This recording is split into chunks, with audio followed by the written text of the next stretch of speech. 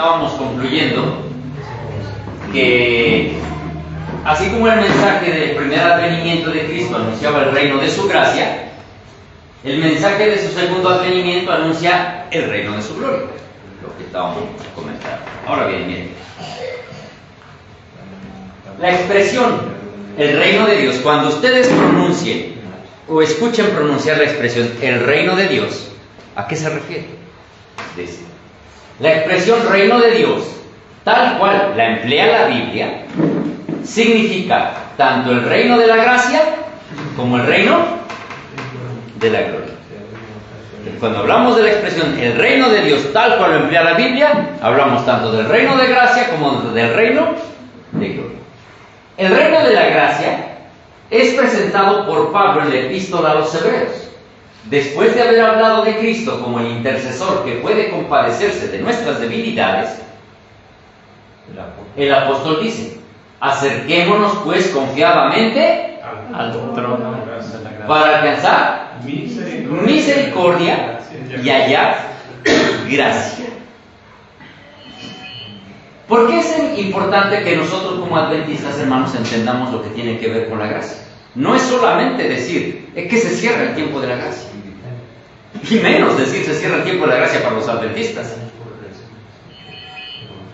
Es que si no entendemos el tema de la gracia, hermanos, estamos distorsionando también lo que tiene que ver con el tema del santuario. Porque no acaso, hermanos, hablar del tema del santuario es hablar de la gracia.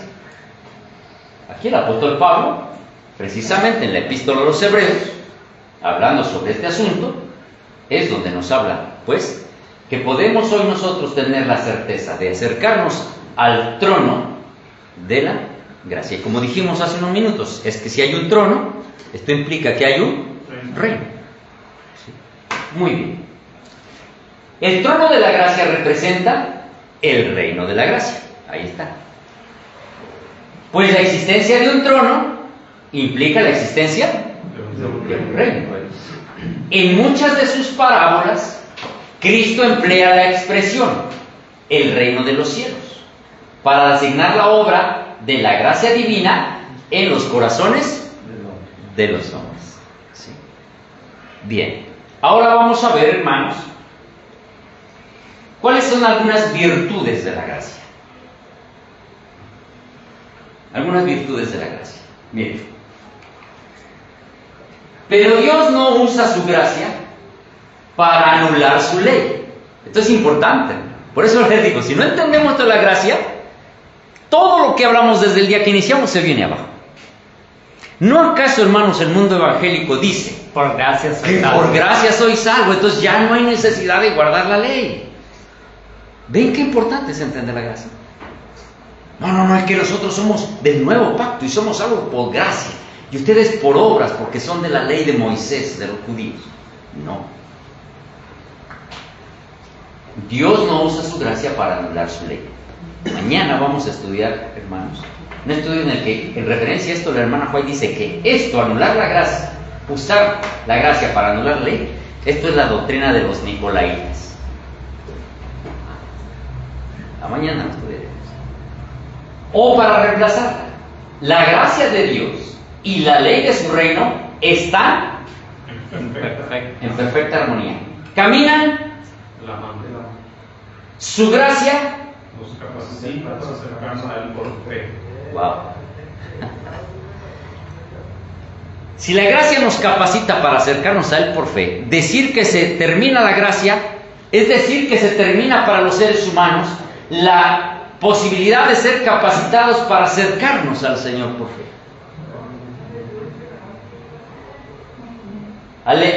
Al recibirla y al permitir que obre nuestras vidas, damos testimonio de la vigencia de la ley.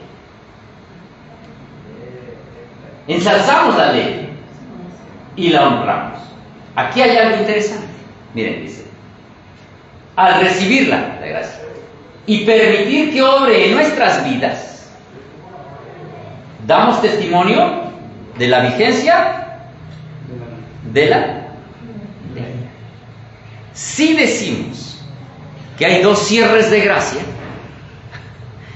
¿qué implicaría esto en torno a la ley? A ver, ¿qué implica? ¿Qué implica, hermanos? Es decir, que para unos la vigencia de la ley tiene un plazo y para otros tiene otro plazo. ¿Qué, hermanos? ¿Cómo va a ser eso de un adventista? Ensalzamos la ley y la honramos al practicar sus principios por medio del poder de la gracia de Cristo y al rendir una obediencia pura y de todo corazón a la ley de Dios. Damos testimonio del poder de la redención ante el universo del cielo y frente a un mundo apóstata. Ahora miren, la gracia de Dios debe ser recibida por el pecador ¿cuándo? Antes puede ser hecho apto para el reino de gloria. A ver, entonces, si yo digo que se termina el tiempo de gracia para los adventistas primero, estoy diciendo que durante todo este tiempo los adventistas han estado predicando arrepentimiento, pero ellos han estado viviendo en pecado. ¿Por qué? Porque la gracia debe ser recibida por el pecador antes que pueda ser ¿qué? Hecho apto para el reino de Dios. ¿Tendría que preocuparse un adventista de que se cierre la gracia? No, porque ya fue hecho apto para el reino de gloria. Pero cuando yo le digo, hermanos, cuidado, se cierra el tiempo de gracia, primero para los adventistas, ¿qué le está diciendo, hermano? Siga pecando. Siga pecando. Allá en México hay una iglesia, una religión que se llama Pare de Sufrir. Sí, conocemos. Acá le están diciendo no pares de pecar. Siga pecando. Siga pecando. Porque ya hasta te dijeron cuándo, cómo se te va, cómo tú vas a saber cuando esto ya esté. Entonces, mientras no pase un terremoto, mientras no cargue un asteroide, sigue pecando. No pare de pecar. ¿No es esa la religión de Roma?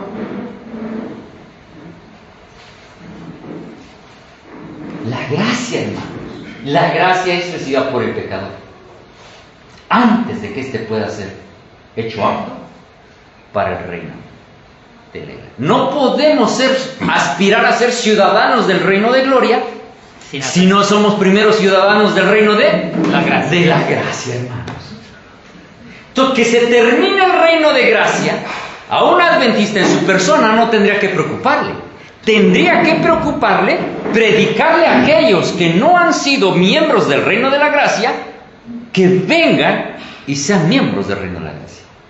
Pero ya el adventista se está preocupando, es que se termina la gracia para los adventistas. Y entonces, a ver, pero usted cómo se va a estar preocupando? Si usted ya fue, se supone que usted ya fue hecho apto para el reino de gloria, porque ya es habitante del reino de gracia. ¿Ven, hermanos, la contradicción que hay en todo esto? Es que parece sencillo. Esta frasecita que nos dijeron ahí en el videíto, y es que los adventistas es necesario que el juicio empiece por la casa de Dios y la gracia. Parece inofensivo. Pero, hermanos, atrás hay vida eterna y muerte. Hay un engaño tremendo, hermanos. Sí. Por eso, hermanos, gloria a Dios porque nos dejó los testimonios. Toda la cultura y la educación que el mundo puede dar no pueden convertir a una criatura degradada por el pecado en un hijo del cielo. La energía renovadora debe venir de Dios. Como la levadura cuando se mezcla con la harina, obra desde adentro hacia afuera. Tal ocurre con la renovación del corazón, que la gracia de Dios produce para transformar la vida. ¿Está difícil entender eso, hermanos? Realmente no está difícil.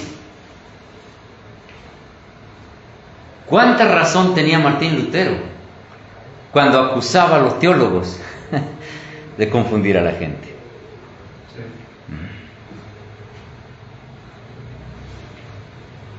Es sencillo.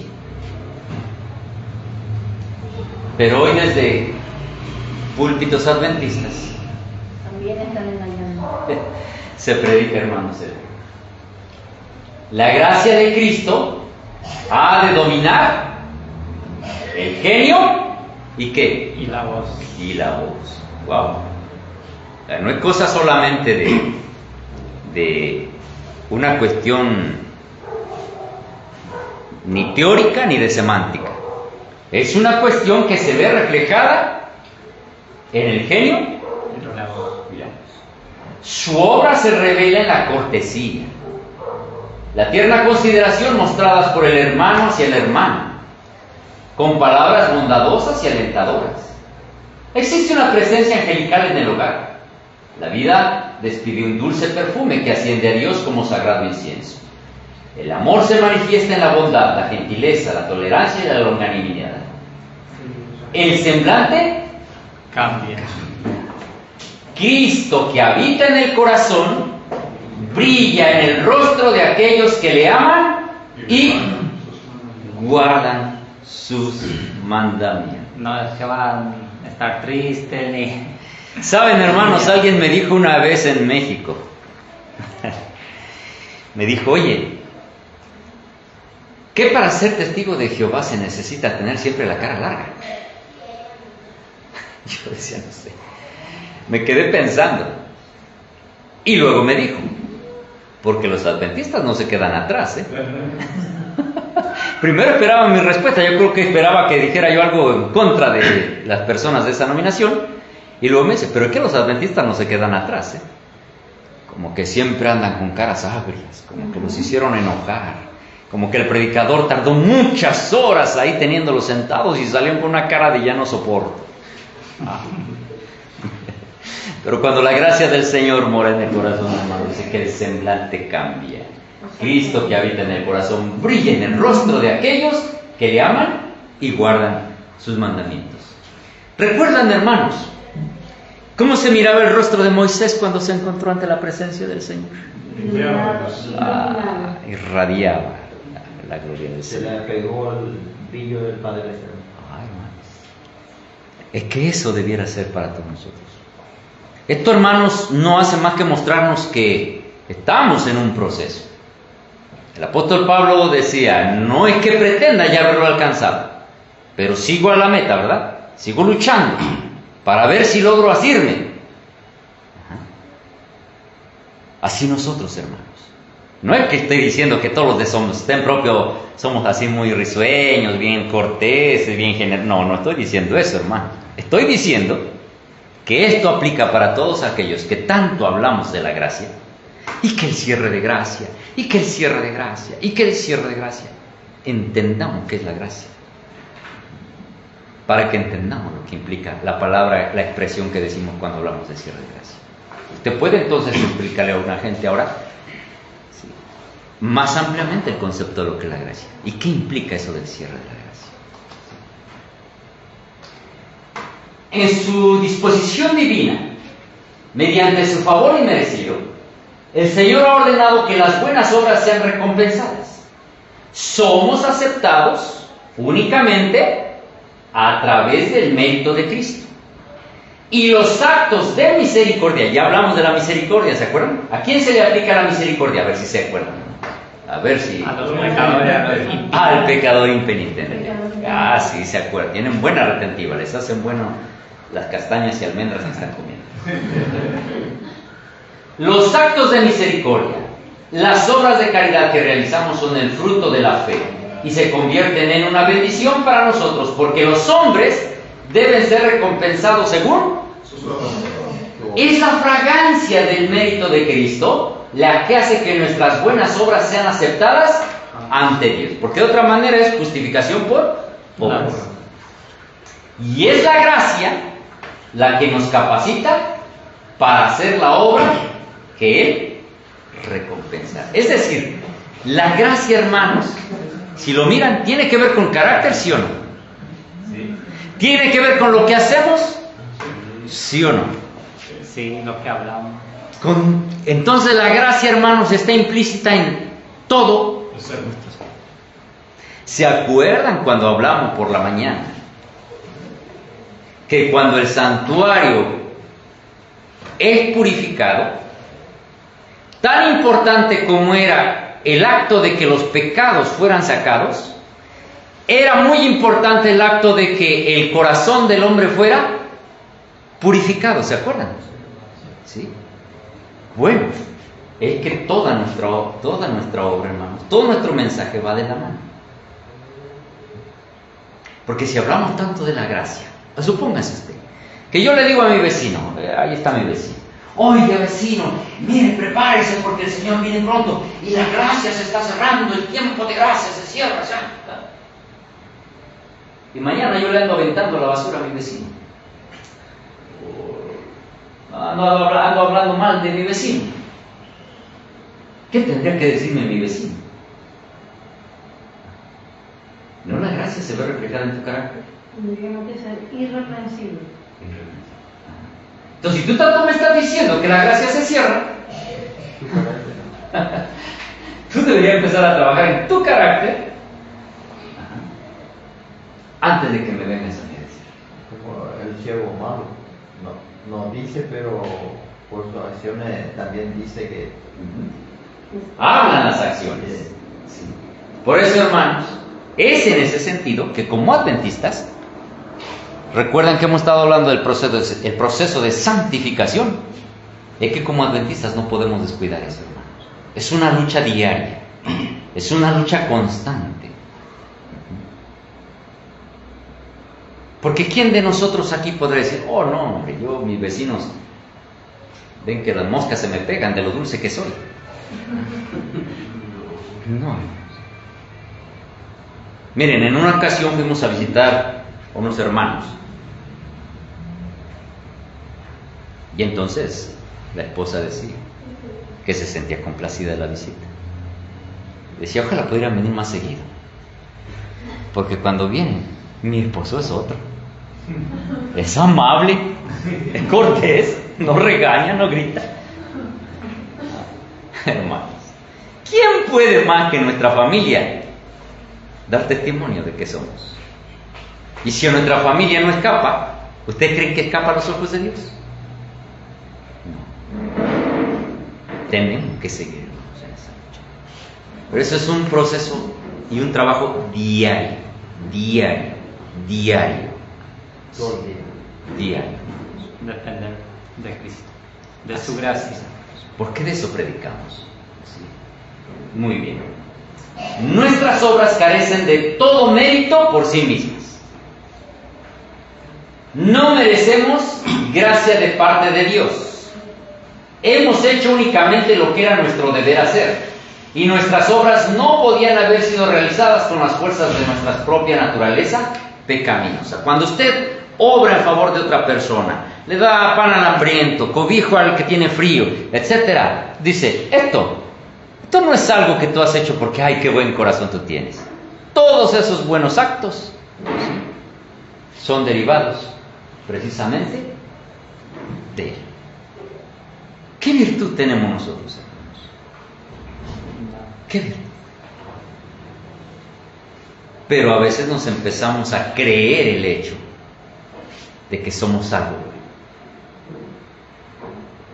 Alguna vez, hermanos, comentaba con algún joven sobre estas cosas y le decía, mira,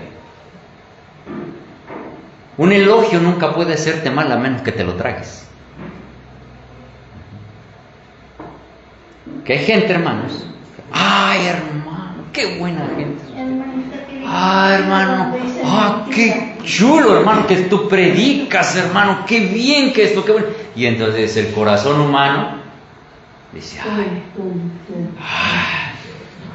y ya no cabe aquí en el pecho de Parece un muñeco inflable. Y entonces uno se le empieza a creer. Y al rato pensamos que ni el suelo que pisamos nos merece. Todo porque no creímos un elogio. Es que nosotros, hermanos, ¿qué de virtud? ¿Qué de bueno? Si hay algo bueno en nosotros, hermanos, ¿a quién le debemos? cada descendiente del Adán caído, somos descendientes de ese Adán caído, Sí. debe, mediante la gracia transformadora de Cristo, llegar a ser obediente a todos los requerimientos de Dios. Entonces, ¿tiene el tema de la gracia mucho o poco que ver con el mensaje de los 3 ángeles? A ver, si ya analizaron todo lo que implica la gracia, Mucho que ver. tiene todo que ver, todo que ver. Entonces no podemos desligar. No podemos desligar.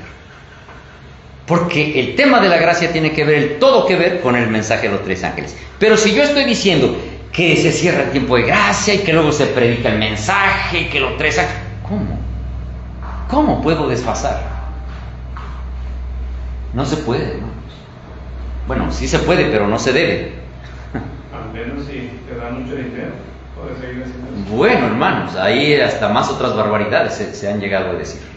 ¿No? Y yo creo que por eso, Aquí ya tenemos 2 dioses. para mí que eso es el motivo, hermano, de que ellos siguen haciendo, porque no puede ser que no tenga conciencia de eso, Hermano. porque es tan sencillo. Exacto, es como hemos venido diciendo, hasta un niño lo entiende estas cosas. No puede ser que hombres que se supone se han quemado las pestañas estudiando no puedan comprender. Es inadmisible, hermanos. Estamos terminando. La capacidad de gozar de las riquezas de gloria será desarrollada en proporción al deseo que tengamos de esas riquezas.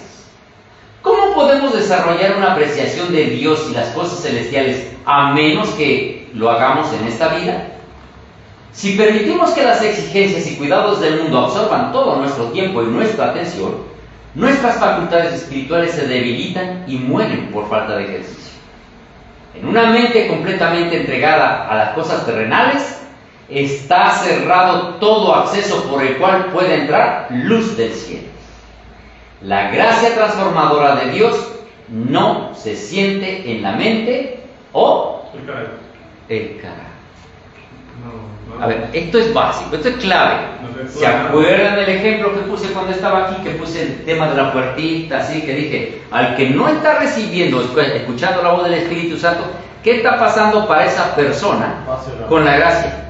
Gradualmente se va cerrando. Pero mientras que para esta persona que se empeña en rechazar la voz del Espíritu Santo, esa gracia se va cerrando. Para otros que no han escuchado el mensaje, esa puerta está como está bien. Y es lo que nos está diciendo. ¿Por qué? Porque dice que cuando una mente completamente entregada a cosas terrenales, está cerrado todo acceso por el cual puede entrar la luz. La gracia transformadora de Dios no se siente en la mente o el carácter.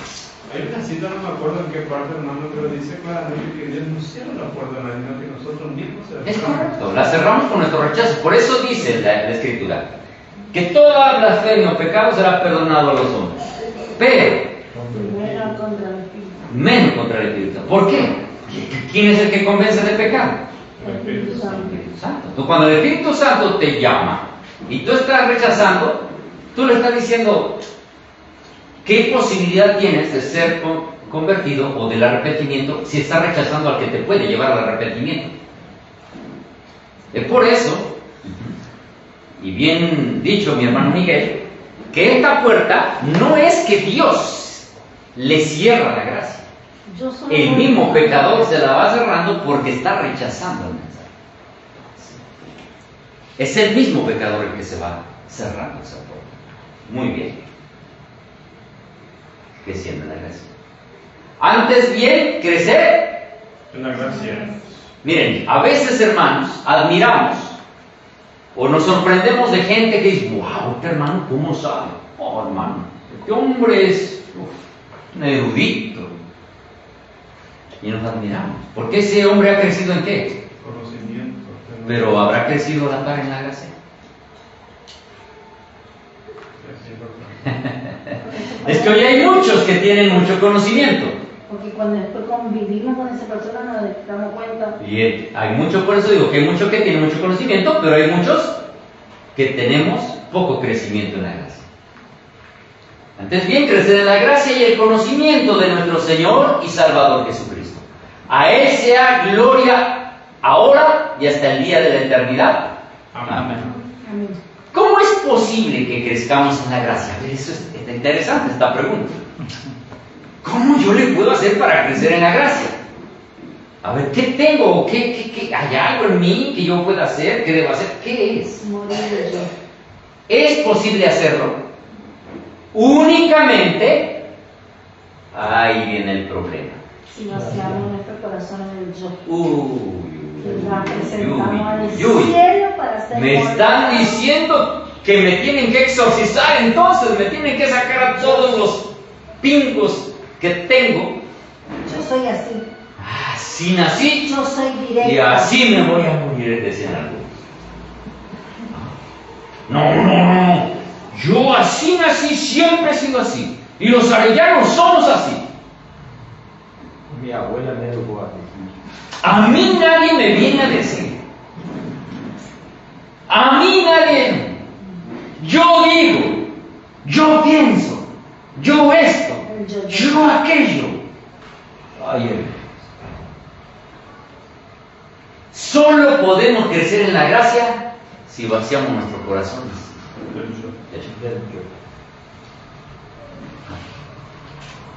Y los presentamos al cielo para ser moldeados a la semejanza divina. Casi nada, ¿verdad, hermanos? Entonces, ¿por qué es que se vería una falta de crecimiento de la gracia en el pueblo de Dios? ¿Cuál es la razón? Que todavía hay mucho yo. Autosuficiencia. Juan el Bautista decía, es necesario que Él crezca y yo mismo. Deberían ser esas las palabras cada que abrimos los ojos por la mañana. Es necesario, Señor, que tú crezcas y yo mismo. Amén. Vaya, hermanos.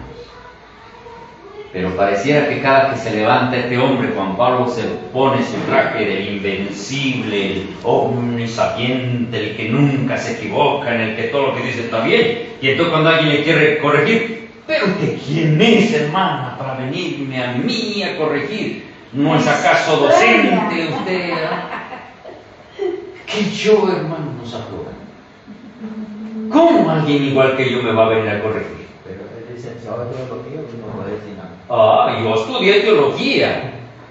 Además, domino el griego, el hebreo, el español, el inglés y lo que se me atraviese. Soy políglota.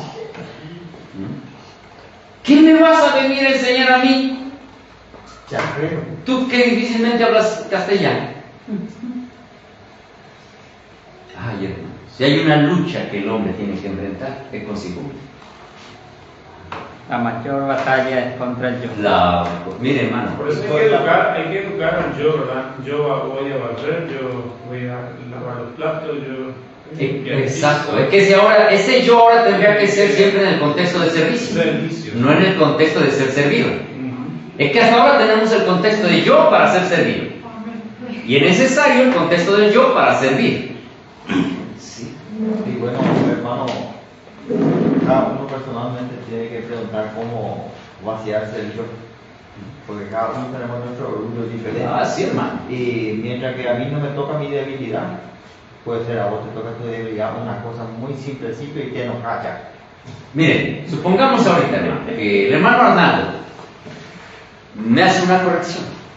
Hermano Juan Pablo, perdón, que usted se ha equivocado. Públicamente, sí, y con la grabación. Sí, grabado. Y el hermano Arnaldo, hermano Juan Pablo, hermano Arnaldo, Yo estudié bien este tema. no quiero pensar que le diría a mi hermano Arnaldo fuera de cámara. A ver, quiero hablar con usted. Le quiero pedir, mi hermano Arnaldo, que si tiene algo que me lo diga a mí personal. ¿Qué lo tiene que estar diciendo delante de toda la gente? Por Facebook. ¿Por qué? Porque me siento exhibido. Qué difícil es, hermanos, agradezco, hermano Arnaldo, la corrección. Tiene usted la razón. Me he equivocado. Son palabras sencillas. o parecen sencillas. Pero ¿saben que hay otro extremo? Yo sí hay que hablar así. Si el que reconoce, entonces lucha con tuyo.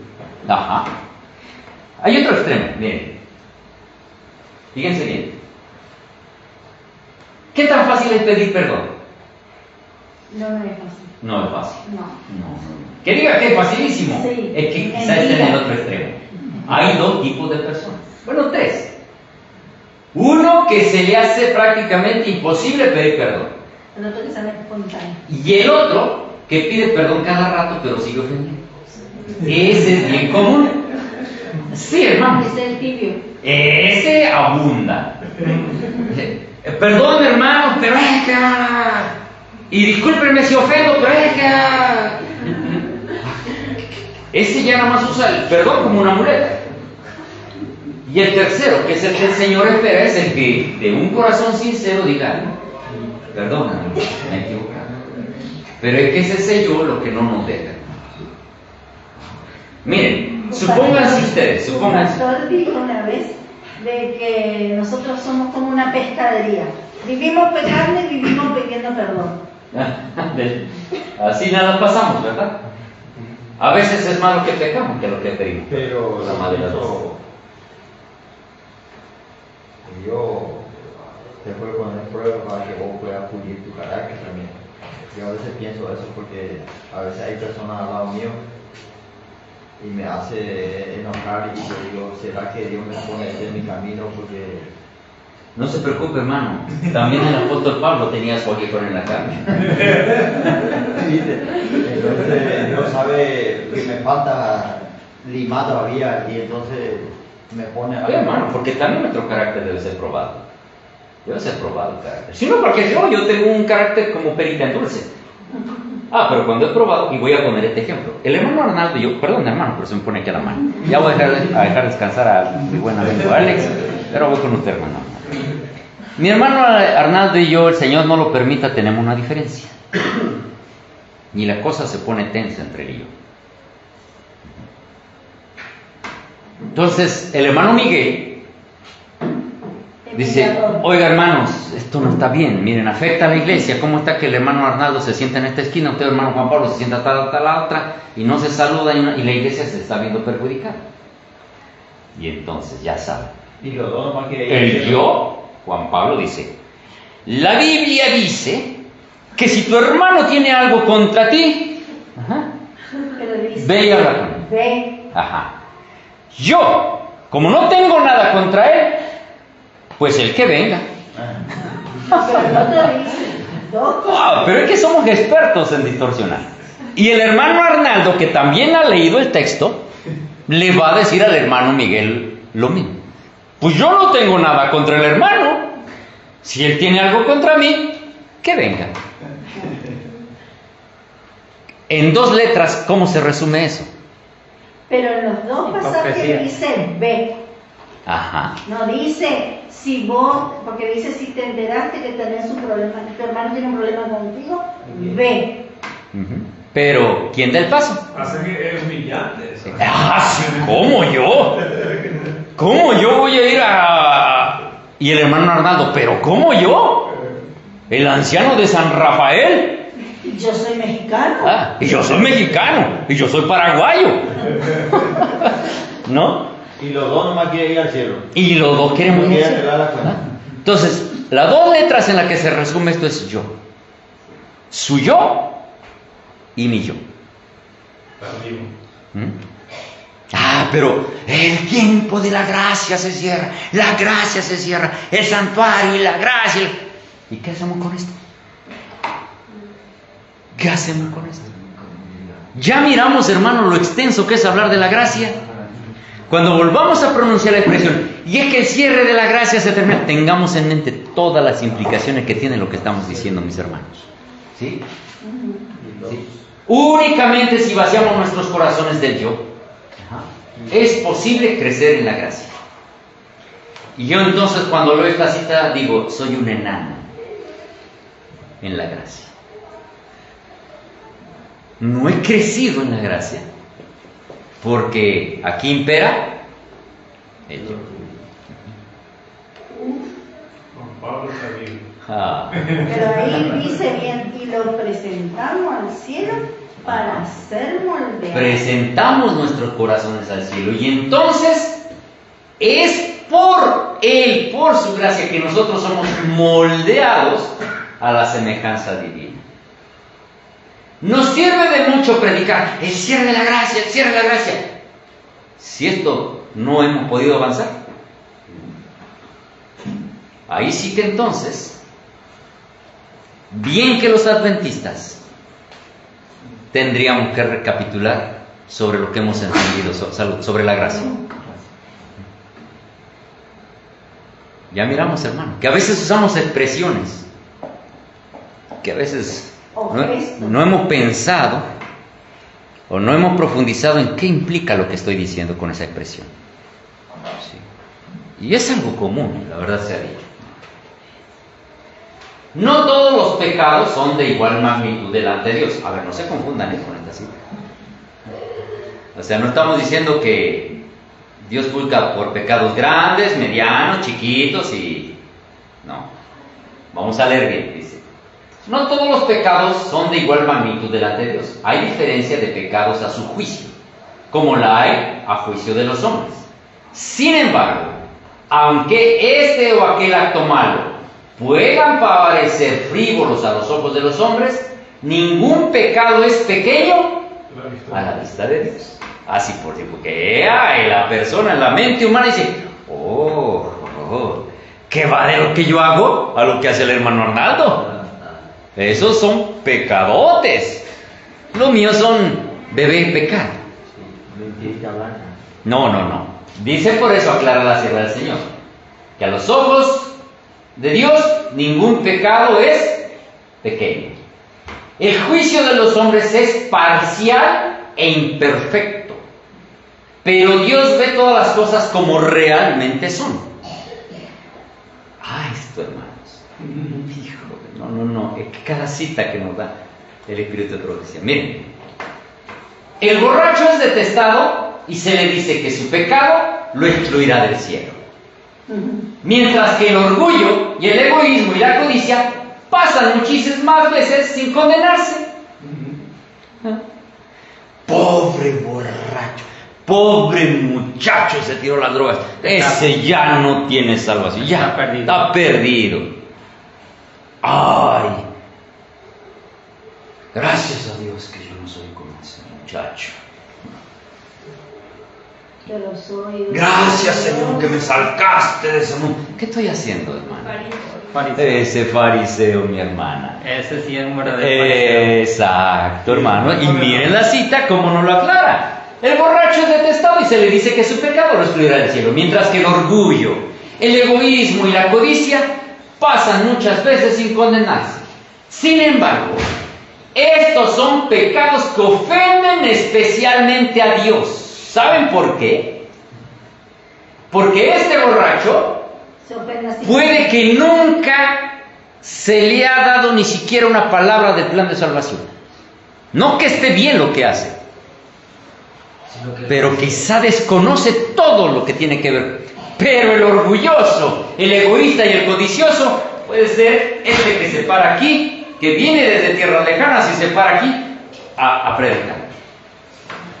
Entonces, a los ojos de Dios, ¿quién está peor? ¿El borracho o este hermano? ¿Qué sabe? Claro. Dice, porque esos pecados de este son contrarios a la benevolencia de su carácter, a ese amor desinteresado que es la atmósfera misma del universo, que no ha caído. El que cae en alguno de los pecados más groseros puede avergonzarse y sentir su pobreza y necesidad de la gracia de Cristo. Pero el orgullo no siente ninguna necesidad. Y así cierra el corazón a Cristo y las infinitas bendiciones que Él vino a derramar. Qué tremendo, hermanos. Así que, si el alcohol produce cáncer de hígado, el orgullo produce cáncer de muerte. de todo. Ese hace metástasis inmediatamente, hermanos. Miren cómo nos lo presenta el Espíritu de profecía. Así que de aquí en adelante, hermanos, ya no miraremos al borracho con tanta compasión y así con lástima como le miramos. Cuando miremos a alguien que anda ahí en la calle, acordémonos de esta cita.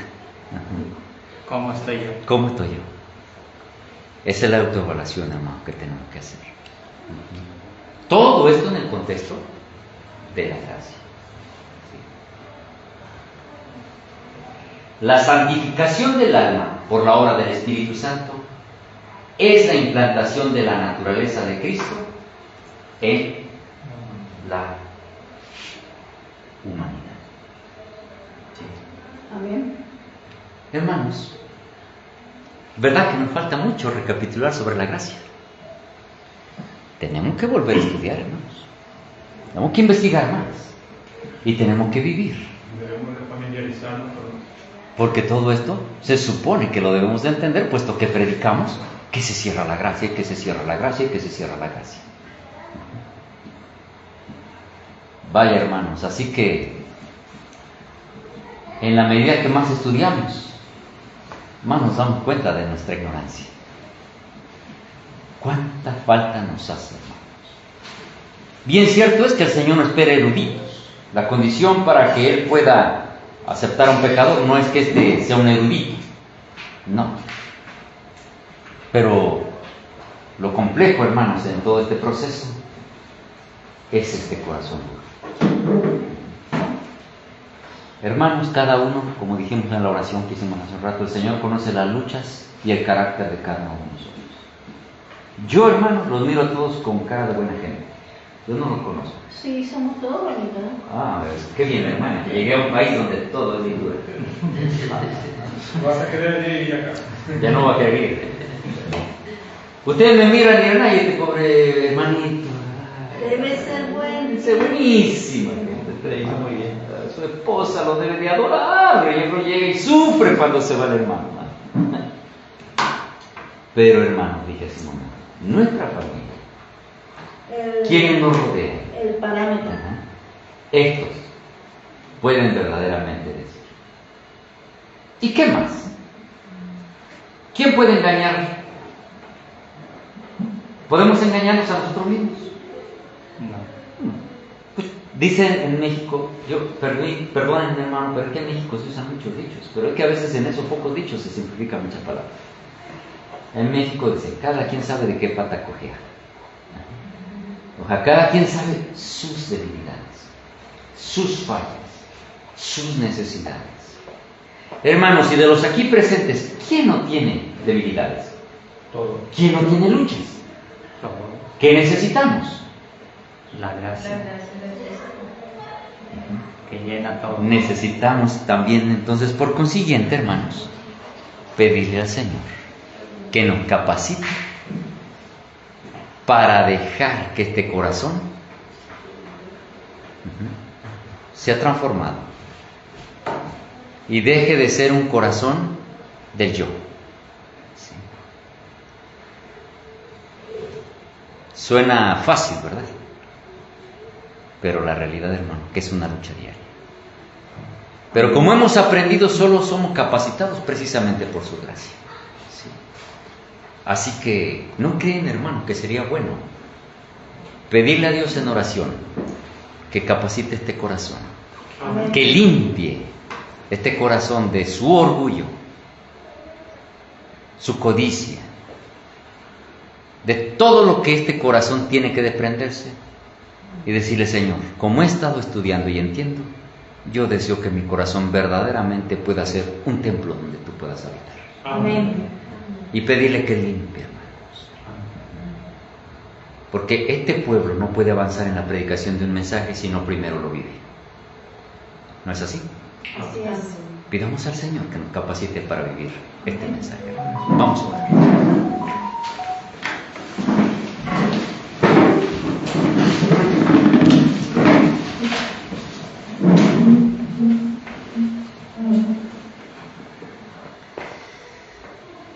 Bondadoso Padre Celestial, al leer, Señor, cada testimonio cada frase, cada palabra que se nos ha dejado, y tomar eso como un parámetro para medir nuestra condición actual. La verdad, Señor, reconocemos que nos falta mucho por avanzar. Mucho. Pero, Padre, también entendemos que si en su misericordia usted nos ha permitido escuchar esto, leer estas citas, es porque usted desea transformar estos corazones, Señor. Aquí estamos de rodillas.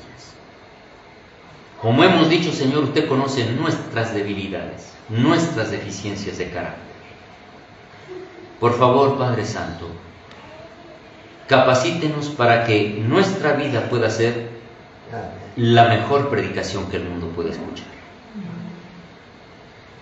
Que no sea por nuestras palabras elocuentes, que sea más bien, Señor, por nuestras vidas regeneradas, que otros puedan ver reflejado en nosotros el carácter de Cristo. Vaya, Señor, que lo entendemos como una tarea difícil, porque todos reconocemos que hay mucho egoísmo en nuestro corazón. Pero también, Señor, usted ha prometido que para usted no hay cosa imposible. Si ha podido transformar la vida de otros, como el propio apóstol Pablo, como el propio Moisés, entendemos que en usted hay poder para transformar al hombre, aun cuando sea de un corazón muy duro. Pero también entendemos que se necesita de la voluntad de este hombre para dejarse moldear. Prueba de ello que aquí de rodillas, Señor, delante de su presencia le pedimos, por favor, moldéenos de acuerdo a su voluntad.